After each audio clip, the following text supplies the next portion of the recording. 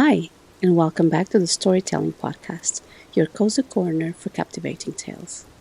I'm your host, Alejandra, and tonight I'm starting a new series of rain stories where I will feature several haunting stories while diving deeper into the shadows. You might be listening this while driving, or maybe even be listening on your bed to fall asleep. Either way, the rain outside is a perfect companion for the chilling tales that I have for you. So get comfortable, turn down the lights, and let's begin. Story number one. It started subtly, a flicker in my peripheral vision as I walked past the hall mirror. A face, not mine, but gone before I could focus. I dismissed this as a trick of a light, a tired mind playing games. The face was gaunt and ancient, a sneer twisting its lips, and it haunted the edges of my vision. It appeared in the window of a bus, a brief, horrifying glimpse of a stranger who was, for a split of a second, me. It was on the screen of my phone, a ghostly figure looking back. It was on the polished surface of my coffee mug, a face that wasn't mine, but somehow felt intimately connected. This wasn't an hallucination, it was a presence. I became obsessed with it, consumed by what was the need to understand who this person was and why was he haunting my reflection. I began to cover all the mirrors in the house with old bedsheets, a desperate attempt to block out the sight of that horrifying face.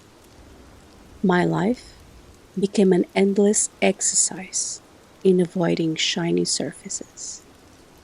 I wore hats and hoodies, walked with my head down, and felt a gnawing paranoia that the man in the mirror was always watching me, waiting for me.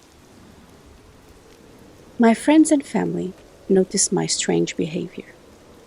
They tried to help, but I couldn't explain it.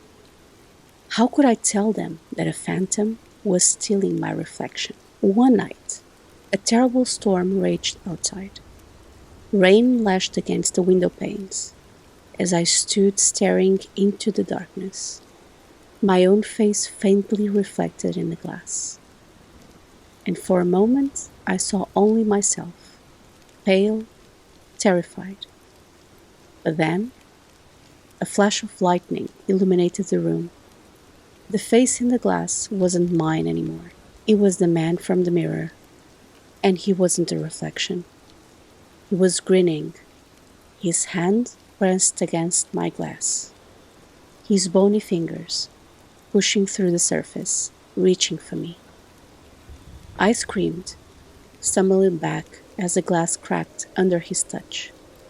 I ran from the room, but when I looked back, the window was perfectly intact. But something had changed.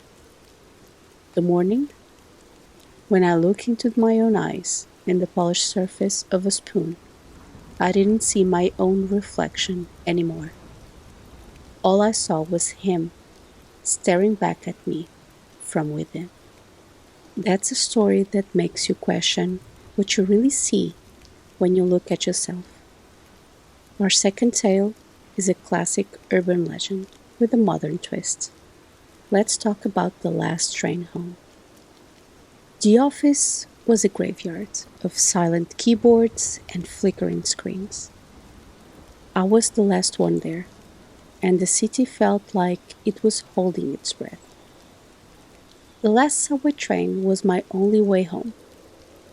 I hurried down into the station, the fluorescent lights buzzing overhead, casting long, distorted shadows. The platform was eerily empty. When the train finally arrived, its doors eased open, revealing an almost empty carriage. I saw a few figures scattered throughout: a man in a long coat, a woman with a child on her lap, and an old woman staring intently at a book. They all looked wrong. Their faces were sallow, their eyes distant, their movements unnaturally low. I brushed it off as my imagination, a consequence of being alone at this late hour. The doors closed behind me, sealing me in with them, but the train didn't move. The lights flickered, casting a deep blue gloom over the carriage. A distorted, garbled announcement came from the speakers. The final destination is you. I looked up, and all the passengers were staring at me. Their heads were tilted at an impossible angle, and their mouths were stretched into wide silent screams. Child's eyes began to glow with a faint, sickly yellow light. I scrambled to the door, my hands banging against the glass, but the doors wouldn't open. The train began to move, not forward, but sideways, jolting violently from side to side. The passengers began to chant in unison, a low, guttural humming that vibrated in my teeth. I realized that the train wasn't taking me home. It was taking me somewhere else entirely, and the other passengers were simply to welcome the party. I closed my eyes, trying to block out the sight and sound, but when I opened them, the train was a blur of motion, rushing through what looked like an infinite, starless void. I looked out of the window and saw a reflection of other passengers, but their faces were no longer human. They were twisted, demonic creatures, their eyes burning with a malevolent fire. I looked at my own reflection and saw a faint glow starting to appear in my own eyes, a sick yellow light, and I knew I was becoming one of them. Trapped on a train with no escape? A truly terrifying thought. Now, our third story, we head out to the desolate countryside to see the scarecrows watch.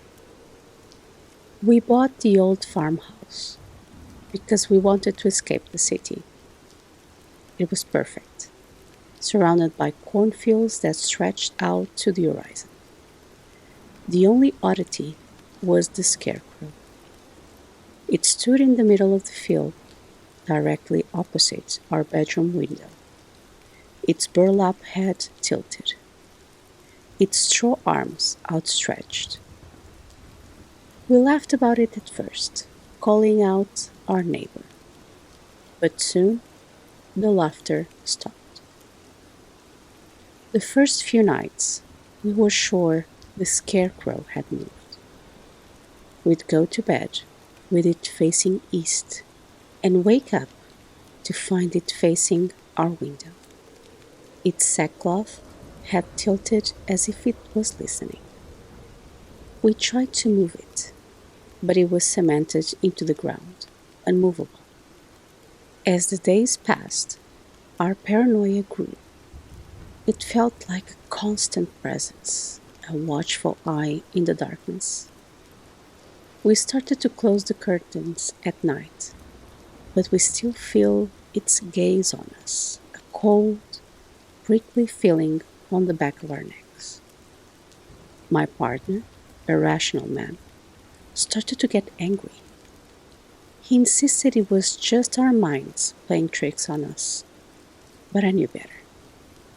I'd started to have nightmares about the scarecrow, dreams where I was trapped in the cornfield, and it was slowly, possibly working towards me. The final night, a terrible storm raged. Rain lashed out of the windows, and the wind howled like a banshee. A flash of lightning lit up the room, and I saw it. It wasn't in the field anymore.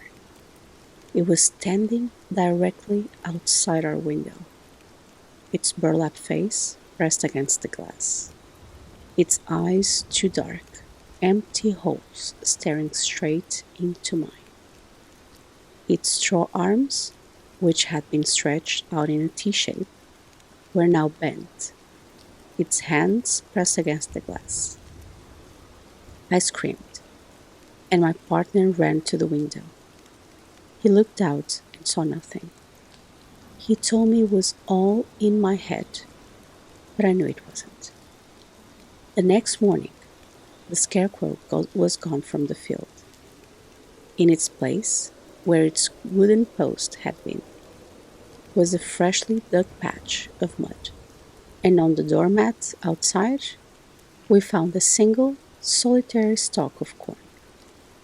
We left that same day, but I can still feel its gaze on me sometimes.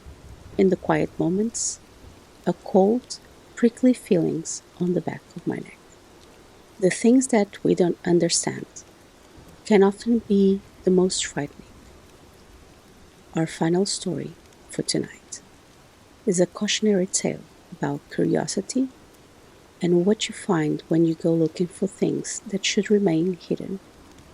And this is the cursed camera. I found it in a dusty old antique shop, a vintage camera with a beautiful leather case and a gleaming brass lens. The shopkeeper practically gave it away, telling me it was more trouble than it was worth.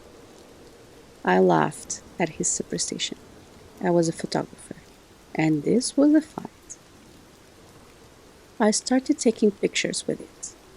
At first, the photos were just normal, black and white images of the city. But then I noticed it. In the corner of one photo, a faint, shadowy figure. In another, a blurry face in a window that had been empty. I was thrilled, convinced I had found a way to capture the supernatural.